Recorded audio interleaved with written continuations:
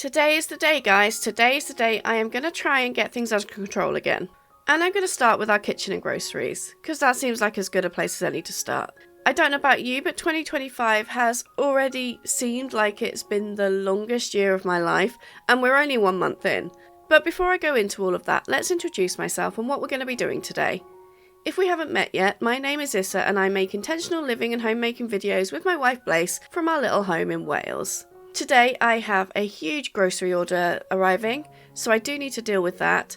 And it's been a while since we had groceries delivered, so it is a big order. But before I can even think about that, the fridge desperately needs a good clean, so we're going to start there. And then with whatever time I have left for the day, I'm going to get started on some batch cooking. And then while I do all that with you, I'm also going to talk a little bit about what's going on and why it's taken me an entire month to settle into the new year. So let's get started with the fridge.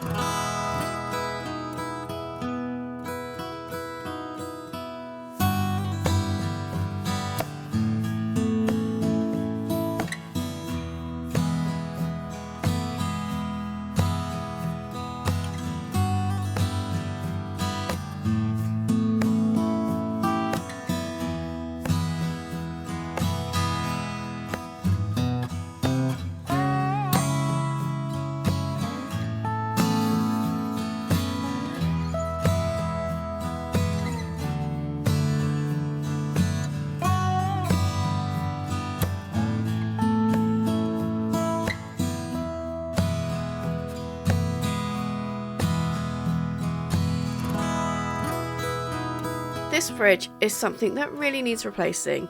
We could do with one that's slightly bigger because this one is absolutely tiny, but I'm loath to spend the money on it while this one works fine. The only thing wrong with this, other than it being a bit small, is that the light in it just won't stop falling out. We have tried so many ways to fix it, but it just doesn't seem like a big enough issue to replace the entire fridge. So for now, this is fine. One day we might splash out, but there have been much more important things to spend money on recently. If you've been following us for the last few weeks, you'll have probably seen that our boiler broke over the new year and has been causing us quite a few problems. The upshot of that is that it has needed replacing completely, so any spare money we had has gone on that right now. I am going to be doing an update video on that very soon, but for a very quick update now, the boiler has now been replaced and is now working. We have got other problems that have arisen as a result, like we currently have no working shower, but hopefully we can get that fixed soon. And I do have a project in the bathroom that I am currently working on, which is to just revitalise our entire cupboard space in there. So I am looking forward to that being finished and being able to share it with you. So all in all, it has not been the easiest start to our new year. I am very grateful that we were able to have the boiler replaced though. So even though it's been a bit stressful, everything is fine, we're fine, and we do have working heating again, which I am very glad for. But that has just been one aspect of the month. It's been a really weird January for me. I just have not been able to get going at all. My routines have been such a struggle, and it's felt like the house has just been chaotic at all times. January always feels a little bit of a month spent in limbo for me, but I usually also feel fairly positive and rested after the break over the holidays. But this year it's just all been a struggle. So if you're like me and have found January a bit tough, it's okay, I have an idea. I'm going to be restarting my year at this point and leave January in the past and see if I can pick myself up and get back into routines and all of the things that help keep my chaotic brain under control. That doesn't mean that all of the problems from January have passed or that there isn't stress. There is absolutely a lot of stress right now, not just in this house but in the world in general, and there's going to be a whole lot of problems and things that I don't really have a lot of control over. So I'm taking this time to start afresh and work on the things that I can control, the stresses that I do have some input in, and work on the ways that I can make life just a little less stressful and work on the ways that I can help. So that's going to be my focus for the time being. And this starts today with this grocery shop, because eating well has a huge effect on my mood and my energy levels. It is not the complete answer, but it's a good starting point. So I've created a meal plan for 2 weeks that we will probably just repeat. And I've also planned to batch cook things that will make life a little easier. I'll be showing you some of this later in the video so you can see what I mean. We do find it a bit of a struggle to balance what we eat at times because we both have medical issues that have dietary requirements to consider, but all is good as long as we take it into consideration. And getting back on track with all of my routines and everything is going to be pretty fundamental this year, I think, because we have decided that this year is also the year we're going to be working on our home. which if you saw last week's video explains in a lot more detail. But we are in the process of coming up with a plan for renovating everything that needs sorting out in our home. My bathroom project and the boiler and the cupboard that the boiler lives in is the start, but we have so much more to do, and I think that unless I can keep my routine straight, it's going to be a real struggle. It's going to also be a little bit of a challenge to balance my unrealistic expectations with the inevitable chaos of having work done in the house. But both of us have said we want to do our house renovations in a realistic way. We don't have the money or lifestyle that would allow us to gut the house in one go and get everything done in a few months. We have to take a much slower approach and still continue to live and work in the house at the same time. So I might need to have a good look at my routines and see if I'm being realistic with my expectations or if I'm setting myself up for failure. I think that that's something that is always important to consider when devising or customizing any homemaking or cleaning routines. I have made that mistake plenty in the past, where I've set myself up for what seems like the perfect cleaning schedule and routine, only to find that I don't have enough hours in the day to complete it. So that's the fridge clean and ready for the groceries, which have now arrived. We tend to get one big grocery order a month, usually at the start of the month, and I am so glad that grocery shops deliver, because it would make car-free being so much more difficult if they didn't. So that delivery usually is where we stock up on all of the heavy items or bulky items, as well as filling our freezer for the month. Then every week I just walk to our local shop and grab any fresh food we need or things that we run out of. It works well, but does take a little bit of planning.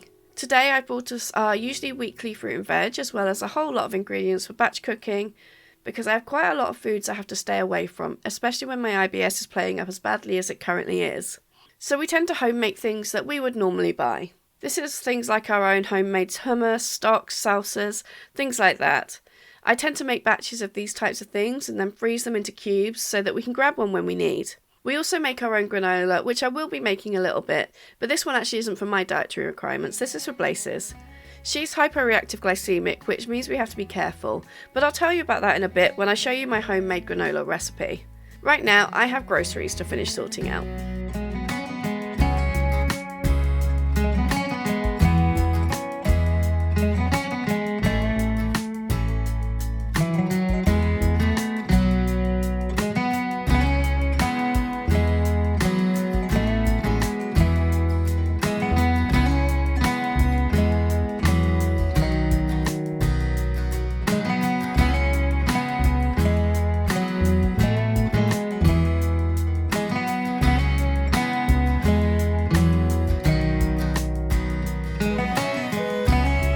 That is our groceries away, the fridge given a good clean, so I am already feeling so much better. It's good to feel like I've got something under control at least. So, homemade granola. I probably won't have time to make much more than that today, but I do have a whole lot of things to cook soon, but that is a problem for another day. So this granola, it is a super easy recipe, and I usually buy a selection of nuts and seeds that I pop into the food processor and crush, but today I got a little lazy and bought pre-packaged chopped nuts to use instead. Then I mix these with some desiccated coconut, a cup of oats, some honey, melted coconut oil, cinnamon and a tiny bit of salt.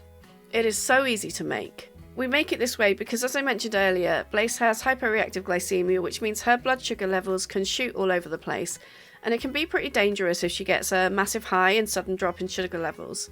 So we have to be careful with things that have sugar added into it, and we also have to be careful to balance out refined carbs against protein and things. Otherwise her blood sugar just goes all over the place. So we have tried so many different types of granolas and easy breakfast options, ones that would suit us both and our different requirements.